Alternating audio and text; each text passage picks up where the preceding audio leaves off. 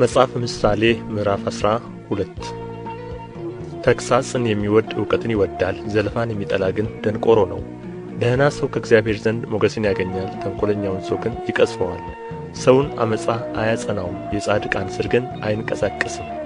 ልባም ሴት ለባልዋ ዘውድ ናት፣ አሳፋሪ ሴት ግን በአጥንቱ ውስጥ እንደ ቅንቅን ናት። የጻድቃን አሳብ ቅን ነው፣ የኀጥኣን ምክር ግን ተንኰል ነው። የኀጥኣን ቃል ደምን ለማፍሰስ ትሸምቃለች፣ የቅኖች አፍ ግን ይታደጋቸዋል። ኀጥኣን ይገለበጣሉ ደግሞም አይገኙም፣ የጻድቃን ቤት ግን ጸንቶ ይኖራል። ሰው በጥበቡ ይመሰገናል፣ ልቡ ጠማማ የሆነ ሰው ግን ይናቃል።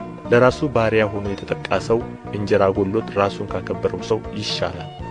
ጻድቅ ሰው ለእንስሳው ነፍስ ይራራል፣ የኀጥኣን ምሕረት ግን ጨካኝ ነው። ምድሩን የሚሠራ ሰው እንጀራ ይጠግባል፣ ለከንቱ ነገር የሚሮጥ ግን አእምሮ የጐደለው ነው። የኀጥኣን ፈቃድ የክፉዎች ወጥመድ ናት፣ የጻድቃን ሥር ግን ፍሬን ያፈራል። ክፉ ሰው በከንፈሩ ኃጢአት ይጠመዳል፣ ጻድቅ ግን ከመከራ ያመልጣል። የሰው ነፍስ ከአፉ ፍሬ መልካም ነገርን ትጠግባለች፣ ሰውም እንደ እጁ ሥራ ዋጋውን ይቀበላል። የሰነፍ መንገድ በዓይኑ የቀናች ናት፣ ጠቢብ ግን ምክርን ይሰማል። የሰነፍ ቁጣ ቶሎ ይታወቃል፣ ብልህ ሰው ግን ነውርን ይሰውራል። እውነተኛን ነገር የሚናገር ቅን ነገርን ያወራል፣ የሐሰት ምስክር ግን ተንኰልን ያወራል። እንደሚዋጋ ሰይፍ የሚለፈልፍ ሰው አለ፣ የጠቢባን ምላስ ግን ጤና ነው። የእውነት ከንፈር ለዘላለም ትቆማለች፣ ውሸተኛ ምላስ ግን ለቅጽበት ነው።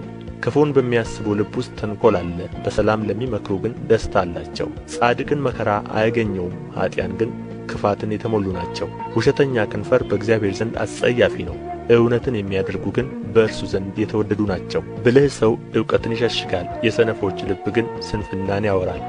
የትጉ እጅ ትገዛለች፣ የታካች እጅ ግን ትገብራለች። ሰውን የልቡ ኀዘን ያዋርደዋል፣ መልካም ቃል ግን ደስ ያሰኘዋል። ጻድቅ ለባልንጀራው መንገድን ያሳያል፣ የኀጥኣን መንገድ ግን ታስታቸዋለች። ታካች ሰው አደን ምንም አያድንም፣ ለሰው የከበረ ሀብት ትጋት ነው። በጽድቅ መንገድ ላይ ሕይወት አለ፣ በጎዳናዋም ሞት የለም።